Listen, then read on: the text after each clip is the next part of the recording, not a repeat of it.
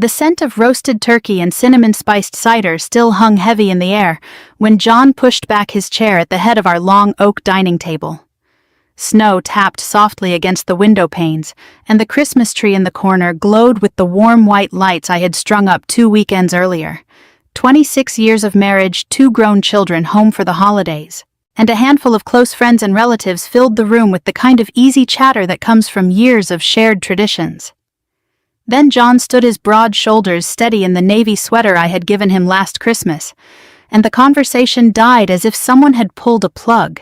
"It's time you knew the truth," he said, his voice calm, and even the same tone he used in project meetings.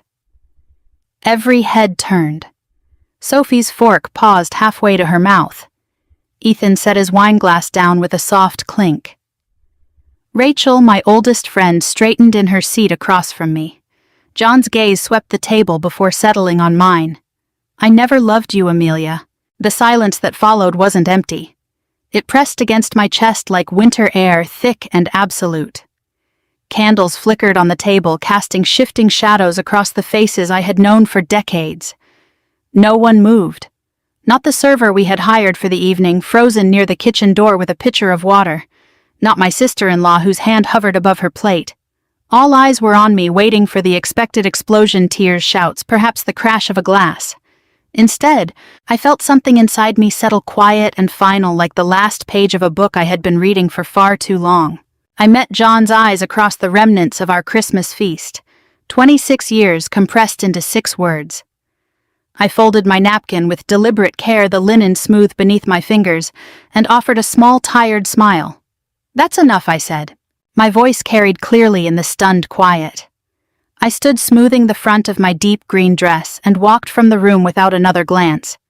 My heels clicked against the hardwood floors we had chosen together when the children were small. Behind me the silence held. No one called out, no one followed, not yet. The hallway felt cooler, the string lights along the banister casting a gentle glow that suddenly seemed too soft for the moment. I grabbed my coat from the hook by the door, the wool heavy in my hands, and stepped out into the December night. Snowflakes drifted lazily down, catching in my hair as I stood on the porch. The neighborhood was hushed, porch lights twinkling along the quiet street lined with familiar homes.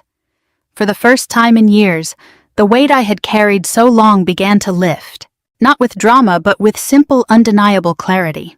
I didn't cry. I didn't scream. I simply breathed in the cold, crisp air and let the truth settle. John's words hadn't broken me. They had finally named what I had felt in the spaces between our careful routines for longer than I wanted to admit. The worst part wasn't the public declaration at our Christmas table. It was how long I had convinced myself that stability was the same as love. Inside, muffled voices began to stir, Sophie's sharp question, Ethan's low murmur, Rachel's steady tone cutting through. But I stayed on the porch a moment longer, watching my breath cloud in the night. The house behind me with its warm lights and carefully arranged decorations had always been my responsibility to keep perfect. Tonight, for the first time, I left it to itself. I walked to my car, the snow crunching softly under my boots, and drove away from the only life I had known as a wife. The roads were nearly empty, holiday lights blurring past in streaks of red and gold. By the time I reached Rachel's apartment across town, the initial shock had given way to something steadier. Not relief exactly, but the quiet certainty that comes when a long-ignored truth finally steps into the light. Rachel opened the door before I could knock, as if she had been waiting. She took one look at my face and pulled me inside without questions, her hug brief but firm. The living room smelled of her usual chamomile tea and the pine candle she kept burning through the season. I sank onto the couch, coat still on, and stared at the pattern in the rug. "He said it at dinner," I told her eventually, my voice low. "In front of everyone." She sat beside me, handing me a mug of tea without being asked. "I'm not surprised, not really." I nodded, wrapping my hands around the warm ceramic. The heat seeped into my palms, grounding me. John had always been composed, efficient, the kind of man who planned every detail of his projects and expected life at home to run with the same precision. I had made sure it did. Groceries appeared before the pantry emptied. Appointments were scheduled and kept. Holidays unfolded exactly as planned. I had translated his reliability into affection for so long that hearing the truth aloud felt less like a wound and more like the final piece of a puzzle I had been refusing to complete. The missed calls started later that night. My phone buzzed on the side table, John, then Sophie, then Ethan.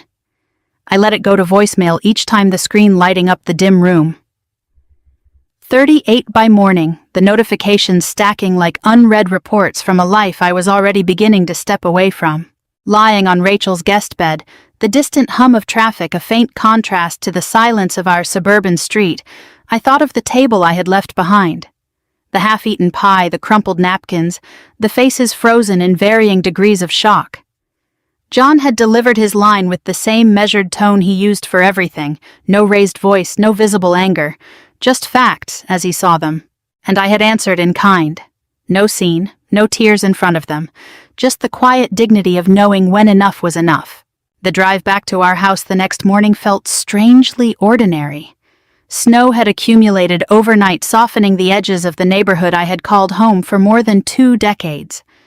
I parked in the driveway, noting how the wreath on the front door still hung perfectly straight, the red bow I had tied myself catching the pale winter light.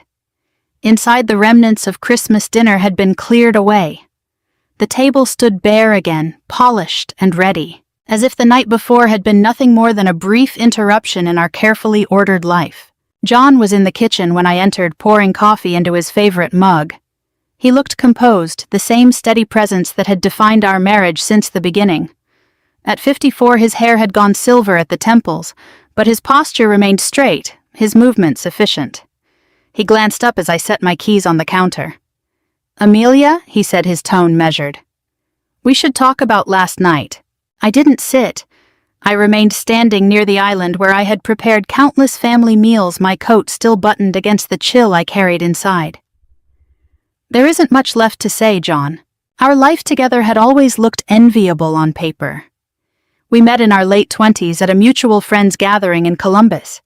He was an up-and-coming engineer, focused and ambitious. I was building my career in hospital operations, organized and capable. We married after 2 years, bought this colonial in a quiet suburb with good schools, and filled it with the rhythms of ordinary American family life. Ethan arrived first, then Sophie. Holidays, school events, summer vacations to the lake, we built them all with intention. From the outside, we were the couple who hosted successful neighborhood barbecues and sent thoughtful Christmas cards with a family photo taken in front of the fireplace.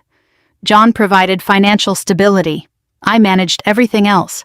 The house ran like a well-oiled machine because I kept it that way.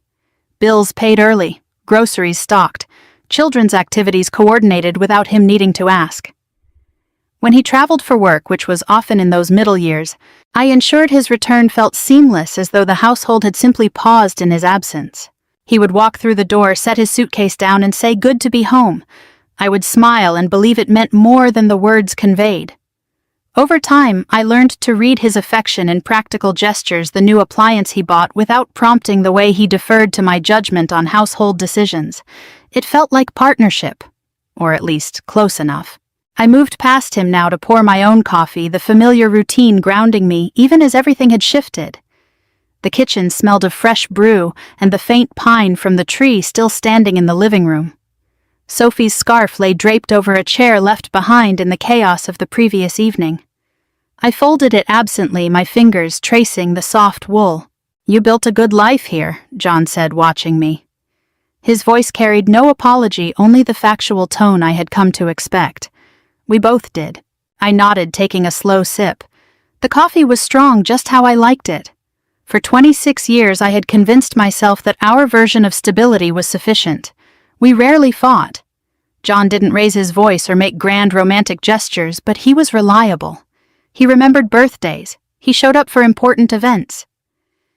In the quiet moments after the children went to bed, we would sit in the living room, him reviewing reports while I planned the next week's schedule. It felt companionable, safe. Rachel had seen through it years ago. During one of our long walks last fall, leaves crunching underfoot along the park trail near my hospital, she had said, "You make everything look effortless, Amelia. But I see how much you carry alone." I had brushed it off then, pointing out the new deck John had arranged for my birthday. He shows care in his own way. Now, standing in the kitchen where I had orchestrated so many family moments, I understood how deeply I had internalized that narrative. The children thrived because of the structure I maintained. Ethan had landed a solid job in data analysis after college. Sophie was teaching and finding her footing. They saw their parents as a solid unit even if the foundation had grown cold. John set his mug down. The kids are worried. Ethan called this morning. I pictured our son tall like his father, probably pacing in his Chicago apartment. Sophie would be more direct, her emotions closer to the surface. They deserved better than a public unraveling at the Christmas table. But I couldn't regret my response. For once I had chosen not to smooth things over. "I'll speak with them," I said simply. "In my own time." He studied me for a long moment, the kind of assessing look he gave to problematic blueprints. There was no visible anger in his expression, only a faint confusion, as if my refusal to engage in damage control disrupted the natural order he expected. That was John always anticipating the next step, assuming I would handle the emotional labor of keeping appearances intact. I carried my coffee upstairs to the bedroom we had shared for so long. The bed was neatly made pillows arranged precisely. Sunlight filtered through the windows, highlighting dust motes in the air. I sat on the edge of the mattress, running my hand over the quilt I had chosen during one of our rare joint shopping trips. The fabric was soft, familiar. This room held countless nights of quiet coexistence rather than passion conversations about logistics rather than dreams. Our marriage had been built on competence and quiet endurance. I had been the architect of its daily warmth, filling the gaps John left with efficiency and care. Looking back, it was easy to see how I had mistaken gratitude for connection, presence for love. The house, the traditions, the children's successes, all of it stood as testament to what I had poured into this life. But standing in that bedroom, the weight of the previous night still fresh, I felt the first stirrings of something new. Not bitterness, but a clear-eyed recognition. The life we had built was real. It just hadn't been built on the foundation I had long pretended it was. The days following Christmas unfolded with a strange suspended rhythm. I returned to work after the holiday, the hospital corridors bustling with the usual post-season energy staff, exchanging quiet updates, the faint scent of disinfectant mixing with leftover decorations in the lobby. As operations manager, my role involved coordinating schedules, streamlining supply chains, and anticipating problems before they surfaced. It was work I excelled at, the same skills I had applied at home for years without anyone truly noticing the toll. John's announcement had cracked open the careful routines that defined our household, yet the invisible labor continued in small, persistent ways. Even as I packed a suitcase at Rachel's suggestion, I caught myself mentally noting that the refrigerator needed restocking and Sophie's favorite yogurt would run out soon. Old habits lingered like muscle memory. I remembered the countless evenings when John would come home from long days at the engineering firm, loosening his tie and settling into his study. Dinner would be waiting: roast chicken with herbs from the garden. I tended vegetables steamed just right. He would eat with quiet appreciation, sometimes offering, "This hits the spot," before diving into his laptop. I never asked for more than that acknowledgement. Instead, I cleared the table, loaded the dishwasher, and reviewed the children's school forms or prepared lunches for the next day. The work was never dramatic. It accumulated in fragments, staying up late to help Ethan with his college applications, while John reviewed contracts downstairs, driving Sophie to early morning dance practices through Ohio winters, the car heater struggling against the frost, managing John's mother's medical appointments when her health declined, coordinating rides and prescriptions so he could focus on deadlines. He would thank me with a nod or a brief, "You're good at this," and I accepted it as enough. One particularly vivid memory surfaced as I sorted through mail at the kitchen island that week.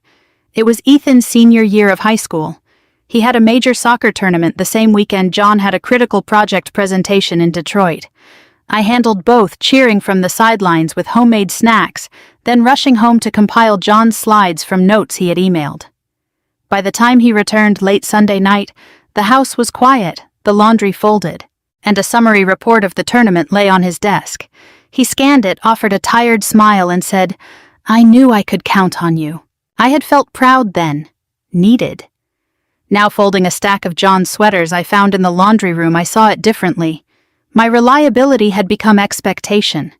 The details I tracked, the dry cleaning, the oil changes, the holiday cards addressed in my neat handwriting faded into the background of his days. He moved through the house like a man who had never needed to pause and consider how it all functioned so seamlessly. Rachel stopped by one afternoon bringing fresh bagels from our favorite spot downtown. We sat at the kitchen table, the same one where family dinners had unfolded for years. Sunlight slanted through the windows, warming the wooden surface scarred from years of homework and holiday crafts. "You carried this house on your back," she said, spreading cream cheese on a bagel. "John benefited without ever seeing the cost." I shrugged, but my hands paused on my coffee mug. It wasn't one-sided. He worked hard, too. "Hard work doesn't erase the imbalance," she replied gently. When was the last time he asked what you needed instead of assuming you'd handle it? The question lingered as I walked her to the door later. Outside, the snow had begun to melt in patches, revealing the damp lawn I had fertilized each spring. I had always been the one to notice when the gutters needed cleaning or the furnace filter required changing. John would simply remark on the comfortable temperature when he came inside. Even after the children left for college, the pattern held. I filled the quiet rooms with purpose, volunteering at the hospital auxiliary, maintaining the garden that brought neighborhood compliments, ensuring birthdays and anniversaries were marked appropriately. John filled his time with golf outings and consulting projects. Our evenings often passed in companionable silence, the television murmuring while I paid bills on my laptop, and he scrolled through industry news. I never voiced the growing fatigue. Admitting it felt like undermining the stable life we presented to the world. Instead, I adjusted. I slept less. I smiled more. I told myself that being the steady center was my contribution, my way of loving. Now, as I prepared simple meals in Rachel's kitchen that week, chopping vegetables with practiced efficiency, the realization settled deeper. The invisible work had not only sustained the household, it had slowly erased parts of me.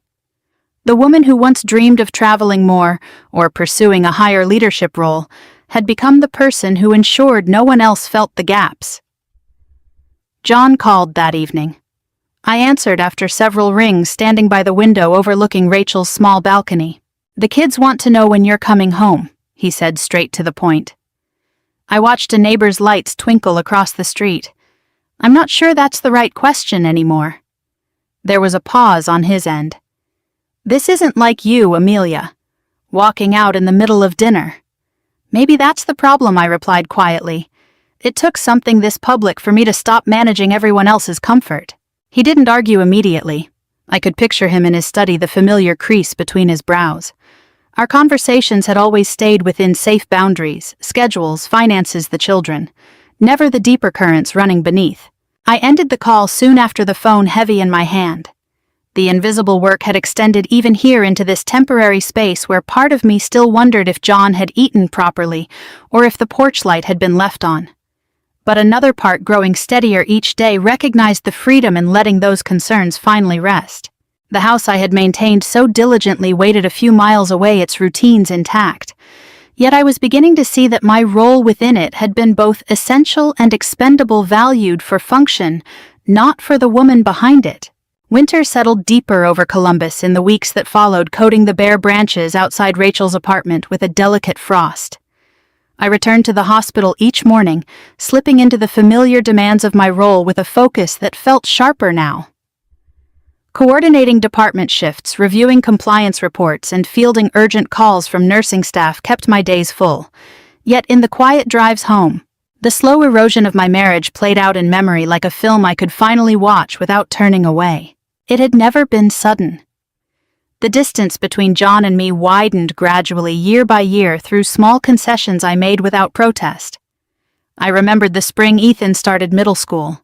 I had been up for a significant promotion at work, one that would have meant more leadership responsibility and occasional travel. The interview process excited me in a way I hadn't felt in years.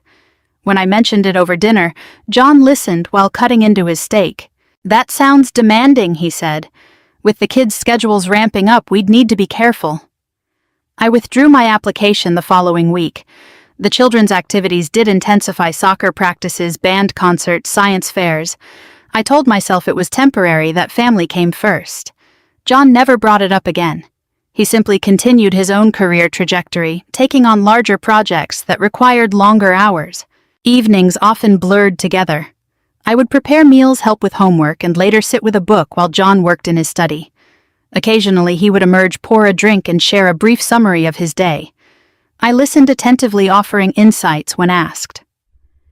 When I tried sharing my own challenges at the hospital, the staffing shortages, the bureaucratic frustrations, he would nod sympathetically, but steer the conversation back to practical solutions or shift topics entirely. Over time, I spoke less about myself. Rachel joined me for a walk one crisp Saturday afternoon along the river trail. Our boots crunched on the frozen path, scarves pulled tight against the wind. She listened as I described the latest exchange with John about household finances. "You're still doing it," she observed, anticipating his needs, softening every edge. I kicked at a patch of ice. "It's how we've always operated." "Operated," she repeated. "That's the word, isn't it? Like a machine." Her observation stayed with me during the drive back. I had become expert at maintaining equilibrium. When John's mother needed extended care, I arranged home health aides and managed the paperwork. When Sophie struggled with anxiety, her first year of college, I drove 4 hours each way for visits while keeping the home front steady. John expressed gratitude, of course. A card on Mother's Day, flowers delivered to the house. But the weight remained mine to carry. One autumn evening 2 years ago stood out clearly. I had planned a weekend getaway for just the two of us, a small inn in the Hocking Hills, with hiking trails and quiet evenings. Reservations were made, bags packed. Then John received an urgent call about a project delay. He canceled without discussion. "We can do it another time," he said, already opening his laptop at the kitchen table. "This is important." I unpacked the bags alone, folding clothes back into drawers with mechanical precision. The disappointment sat heavy in my chest, but I pushed it aside, preparing a quiet dinner instead. He ate gratefully, complimenting the meal. I smiled across the table, hiding the growing hollow space where expectations of reciprocity once lived. The erosion accelerated after both children moved out. The empty nest should have been a new chapter, but it exposed the gaps we had papered over with parenting duties. John retired 6 months early, citing the desire for more flexibility. Suddenly, he was home, filling the days with golf and reading while I continued full-time work. The division of labor that had felt balanced when we were both busy now tilted noticeably. Mornings became a study in contrast. I rose early to prepare breakfast and coffee, reviewing my workday while he lingered over the newspaper. Evenings, I handled laundry and meal planning. He offered to help occasionally, but his efforts felt performative, loading the dishwasher the wrong way or forgetting items on the grocery list. I corrected them quietly, maintaining the flow. During a rare dinner out with colleagues before Christmas, one of the women asked how we managed retirement transition. John placed his hand on mine briefly. "Amelia keeps everything running smoothly," he said with a nod. "I'm lucky." The table murmured approval. I smiled, the familiar role settling over me like a well-worn coat. Inside, something tightened. Lucky. The word echoed long after we returned home. Rachel confronted me directly one evening over tea at her place. "You're disappearing, Amelia. John benefits from your invisibility."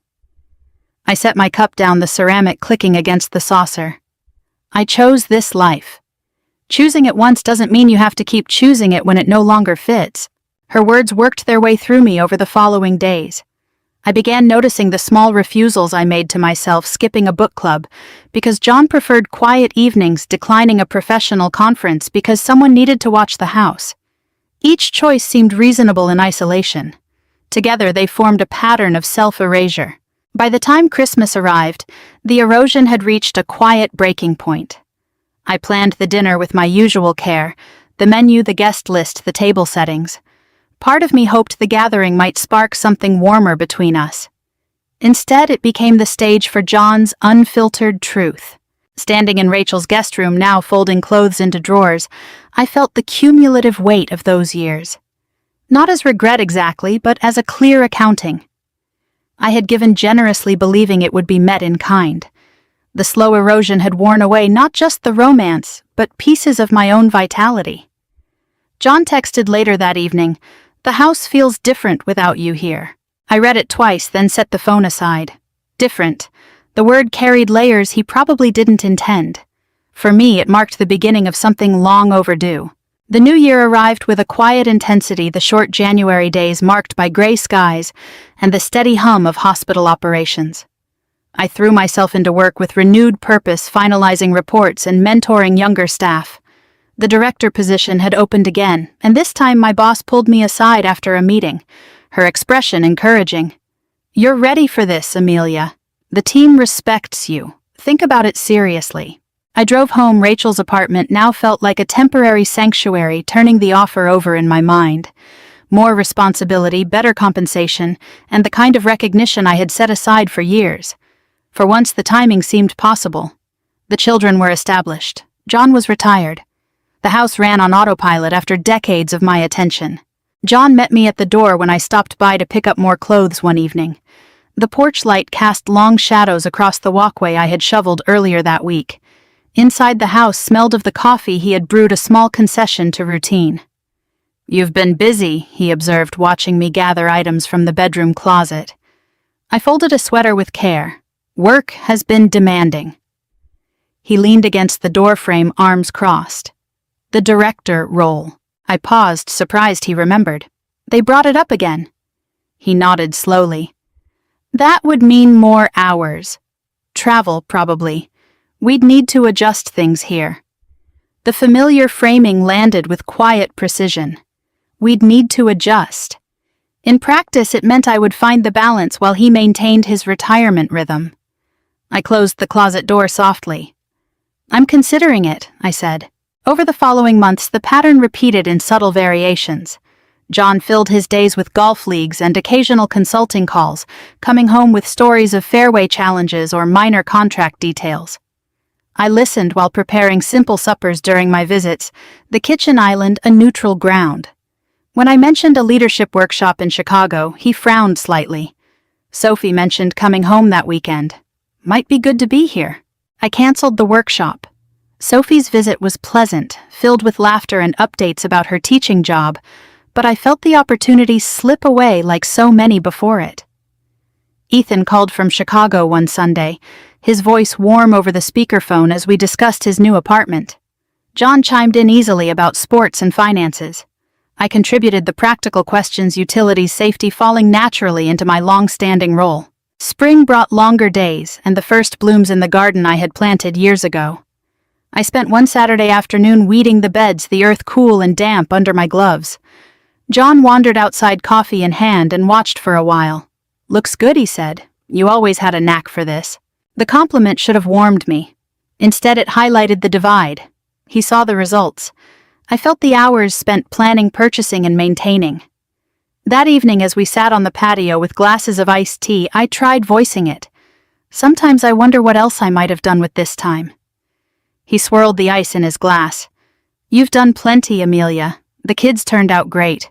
The house is solid." Solid. The word echoed the stability I had once prized. Now it felt like a container rather than a foundation. Summer passed in a haze of work projects and family visits. Sophie brought her new boyfriend for a long weekend. I orchestrated meals and activities with practiced ease, noting how John engaged easily with the young man, while I managed the background details, extra towels, grocery runs, ensuring everyone felt comfortable. Rachel joined us for one dinner, her presence a quiet anchor. Later, as we cleared plates together, she murmured, "You're still carrying it all." By early fall, the director decision loomed. My boss scheduled a formal discussion. I prepared notes the night before at Rachel's, outlining my vision for the department. Excitement flickered for the first time in years, real ownership, new challenges, perhaps even travel. John called as I reviewed my materials. "There's a family reunion planning meeting next month. Your input would be helpful." I set the notes aside. The meeting with my boss went forward, but I heard myself hedging, citing current family commitments. She nodded understandingly, but the disappointment in her eyes mirrored my own. I drove home that afternoon through neighborhoods decked with early Halloween decorations, the vibrant oranges and purples contrasting the gray inside me. Thanksgiving came and went with restrained politeness. The children sensed the shift but didn't press. I cooked the traditional meal at the house, the familiar rhythms providing temporary normalcy. John carved the turkey with steady hands. We toasted to family. No one mentioned the Christmas dinner plans already forming in my mind. As December approached, the house felt both comforting and confining. I decorated with the same care as always, the tree and the corner lights along the mantel, the table settings planned weeks in advance.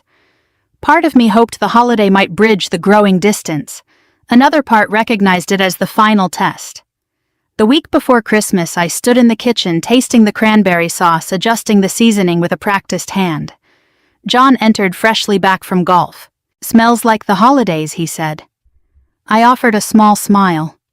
Inside, the decision had crystallized. The director role had gone to someone else, someone available, as my boss gently explained.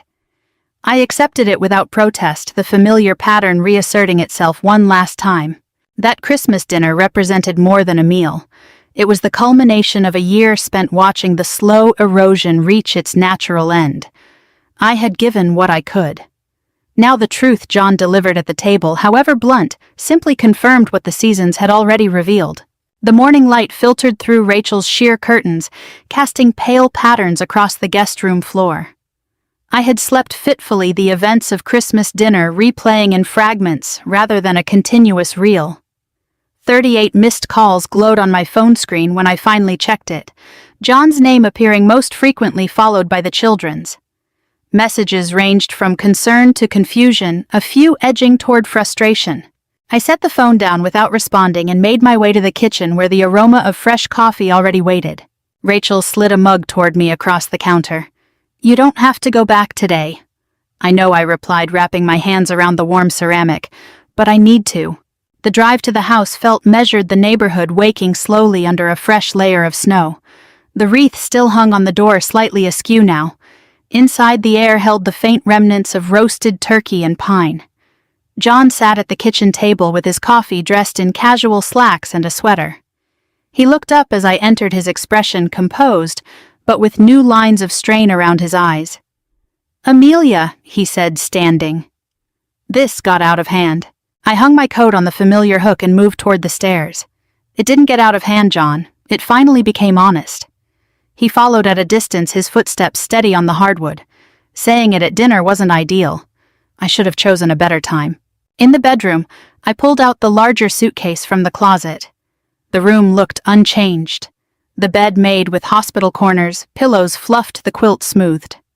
I began selecting clothes with deliberate focus, folding them neatly into the case.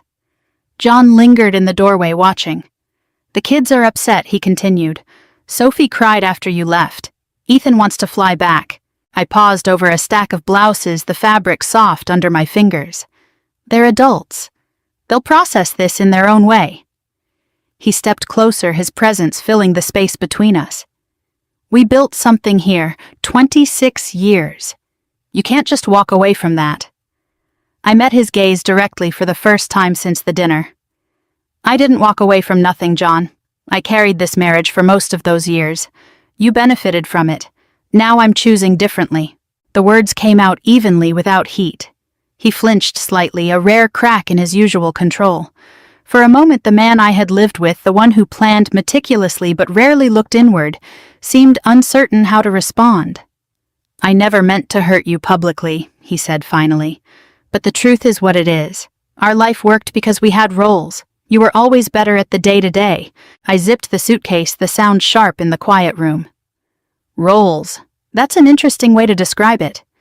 I handled the invisible parts so you never had to. The appointments, the emotional support, the planning that made your retirement seamless. You called it teamwork. I called it love. We were both wrong. He didn't argue immediately. Instead, he moved to the window, looking out at the backyard where the children once played. "What do you want me to say, that I should have done more?" "Maybe. But this isn't easy for me either." I lifted the suitcase, its weight solid and final. "I'm not asking you to fix anything, John. I'm simply stepping out of the role that no longer fits." Downstairs, I paused in the living room. The Christmas tree lights were off, the gifts still arranged beneath it. A photo on the mantel showed the four of us from last year's holiday, smiling, cohesive. I touched the frame briefly, then continued to the door. John followed me outside, the snow crunching under our shoes. "Where will you stay with Rachel for now? Then I'll find something permanent closer to the hospital." He stood by the car as I loaded the suitcase. For the first time in years, he reached out and touched my arm. The gesture felt awkward, tentative. "This doesn't have to be permanent. We could get counseling. Adjust." I opened the car door. "We adjusted for 26 years, John, on my terms mostly. Now I'm adjusting for myself." As I backed out of the driveway, he remained standing there, hands in his pockets, watching me go. In the rearview mirror, the house looked smaller, its familiar lines no longer defining my future. The drive back to Rachel's passed in relative silence, the radio off, my thoughts clear and uncluttered for the first time in months. Later that afternoon, Sophie called. Her voice trembled at first. "Mom, what happened? Dad said you left." I explained as gently as I could, focusing on facts rather than blame. She listened, then grew quiet. "I thought you two were okay." "Solid." "We looked solid," I said. "That was part of the arrangement." Ethan's message came next, practical and concerned. He planned to visit soon. I welcomed it. The children deserved transparency, even if it reshaped their understanding of our family. John sent a longer text that evening. "The house is too quiet. We should talk when you're ready." I read it once, then set the phone aside. The morning after had brought not chaos, but clarity.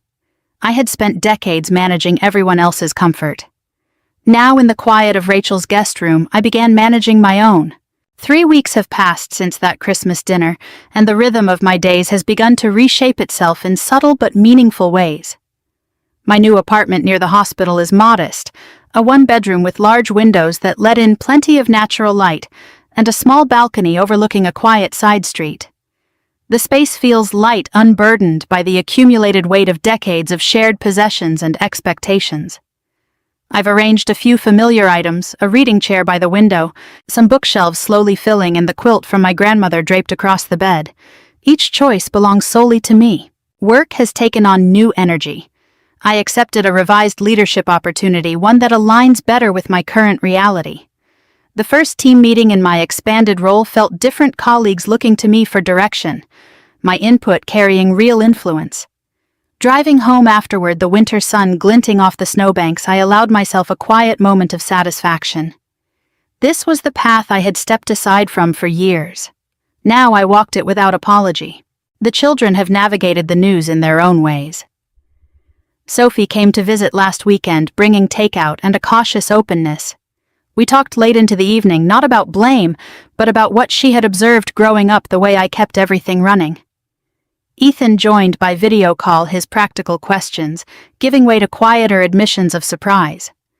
They're processing, as am I. Our family isn't dissolving.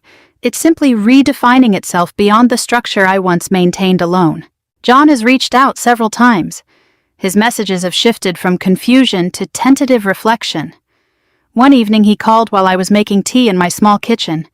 "I've been thinking about what you said," he told me, "about carrying things. I didn't see it clearly before." I listened, stirring honey into my cup, the steam rising softly. His acknowledgement came late, but it was honest. We spoke briefly about practical matters, dividing assets, and forming extended family without descending into recrimination. There may be more conversations ahead, but they no longer define my present. Rachel has been a steady presence, dropping by with small comforts and no pressure to explain myself. During one of our evenings together, she raised her glass in a simple toast. "To the next chapter." I clinked mine against hers, the sound light and clear. The next chapter feels less like reinvention and more like reclamation. Mornings now include time for reading without interruption. Evenings allow space for quiet reflection or spontaneous walks. The invisible labor I once performed without question has been replaced by intentional choices for myself. Looking back across the years, I see how easily stability can become confinement when one person shoulders the unseen load. Being needed sustained our household, but it never fully nourished the deeper parts of me. John and I built a functional life together, one that served our children and community well. Yet functionality alone proved insufficient when honesty finally surfaced. The snow is melting outside my window today, revealing patches of dormant grass ready for spring. Life continues in its ordinary beauty, the hospital corridors filled with purpose neighbors waving from across the street. The simple pleasure of choosing my own groceries without calculating everyone else's preferences. I feel lighter not because the past has vanished, but because I no longer carry it alone. If you're listening to this and finding echoes in your own long marriage or season of quiet endurance, know that change doesn't always arrive with drama. Sometimes it comes in the calm decision to set down what you've carried for too long. You deserve to be seen fully, not just relied upon. Your story matters, even the parts that unfolded in silence. I want to know how this resonates with you. What part of this journey stayed with you the longest? Are you navigating similar transitions in your own life? Leave a comment below and share where you're listening from. We hold many more stories like this, honest reflections on midlife relationships and rediscovering yourself. Subscribe so you won't miss what comes next.